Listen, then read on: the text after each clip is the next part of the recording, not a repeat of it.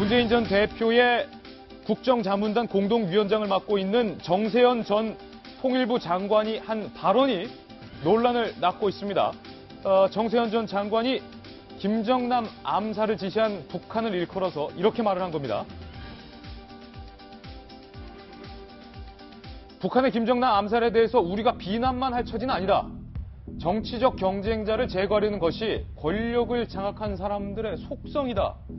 언뜻 보면 북한이 김정남을 죽인 것에 대해서 우리가 이해를 할 수 있다. 이해를 하고 넘어가야 된다라는 발언으로도 들리는 발언인데요. 이승만 전 대통령도 정적을 얼마나 많이 제거했냐.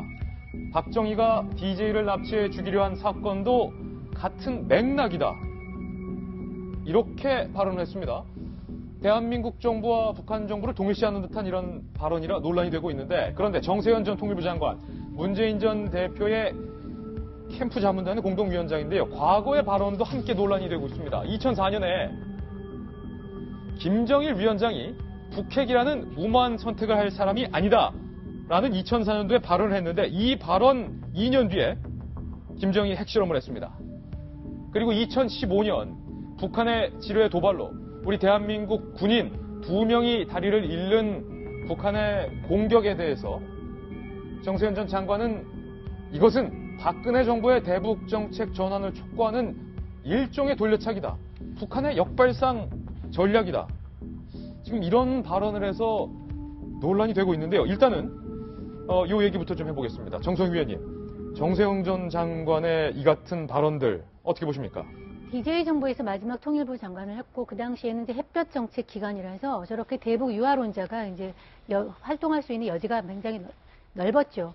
근데 지금 이 정세현 전 통일부 장관, 지금 문재인의 무슨 캠프 10년의 힘 거기 공동위원장을 맡고 있어서 사실은 만약에 문재인 후보가 대통령이 된다면은 대북이나 통일 정책에 대해서 중요한 역할을 할 것 같은 위치에 있지 않습니까? 저런 분이 저런 생각을 가지고서 지금 얘기를 한다는 것은 문재인 대표의 안보관, 안 그래도 국민이 걱정하고 있는 그런 안보관을 상당히 우려스럽게 하는 측면이 있고요.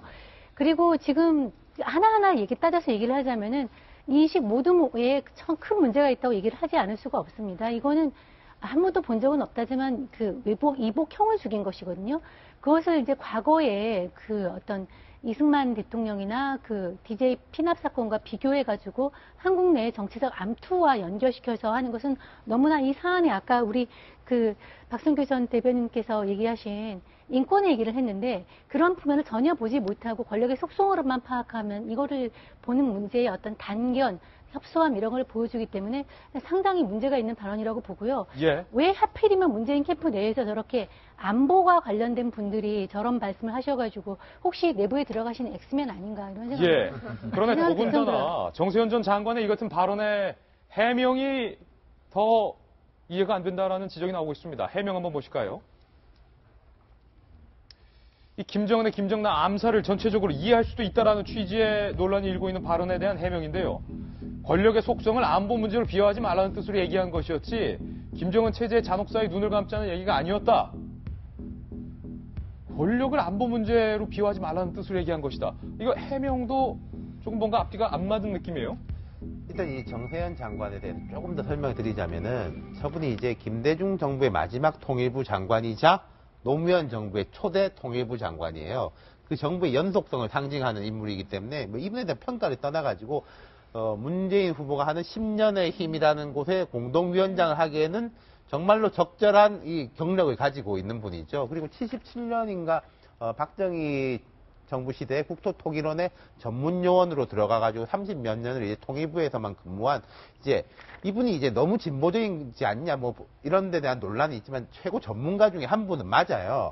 그런데 이제 이분의 이야기가 저도 이제 되게 좀 잘못됐다고 생각을 하고, 모르겠습니다. 학자 같으면은 이런 이야기도 할 수 있을 거라고 생각해요. 이게 권력의 속성이라든지 권력의 투쟁인 측면이 있다. 그 부분이 있는 것도 분명히 사실이니까요. 근데 이분이 이제 학자가 아니고, 그리고 뒤에 해명 과정에서도 뒤에 잘렸는데, 저는 이런 말은 할 수 있다고 생각해요. 이 문제를 사드라든지 직접 연결시킨 건 무리가 있다. 그건 진보적 관점에서 할 수 있다고 하는데, 뒤에 이야기한 거가 잘린 게 인권의 문제라고 보기도 어렵다라고 한 거. 그건 저도 이게 정말로 반대하는. 아니, 김정남 암살을 인권의 문제가 아니다라고 하는 인식에는 문제가 있어 보이는데요. 그렇죠. 이게 보면은 정세현 장관이 발언 자체에 대한 문제, 그리고 이제 문재인 캠프로서는 조금 이제 머리가 아플 게 전인범 장군 같은 경우에 예.